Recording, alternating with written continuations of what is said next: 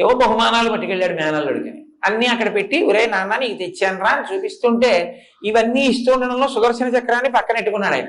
ఆ పిల్లాడికి ఈ చక్రం నచ్చింది, ఉడుక్కుని నోట్లో పడేసుకున్నాడు. ఏముందంటే ఆ తొండంతో తీసి ఇలా పెట్టి మింగేశాడు. అయ్యి బాబాయ్ నా చక్రం ఏదన్నాడు. మింగేశాను మామయ్య అన్నాడు. అయ్యి బాబాయ్ మింగేస్తే ఎలాగరా, మరి ఎలాగరా, ఇచ్చేయరా ఇచ్చేయరా ఇచ్చేయరా అంటే ఇస్తాడా? ఆ లంబోదరంలో పడేసుకుని పరిగెడుతున్నాడు అటు ఇటును. అప్పుడు శ్రీ మహావిష్ణువు ఆలోచించారు, ఎలా వీడి కడుపులోంచి తేవడం. వీడికి ఏదైనా హాస్యస్ఫోరకంగా ఉంటే సంతోషిస్తాడే. అదో విచిత్రం. మిగిలిన ఈ దేవుళ్ళ దగ్గర వీడు డిసిప్లిన్డ్గా కూర్చోవాలి. ఆయన దగ్గర సంతోషమైన పనులు చేస్తే సంతోషిస్తాడే. వీడికి నవ్వు పుట్టిద్దామని గుంజీలు తీశారు. గుంజీలు అన్నవి మొదట తీసిన వారు విష్ణుమూర్తి.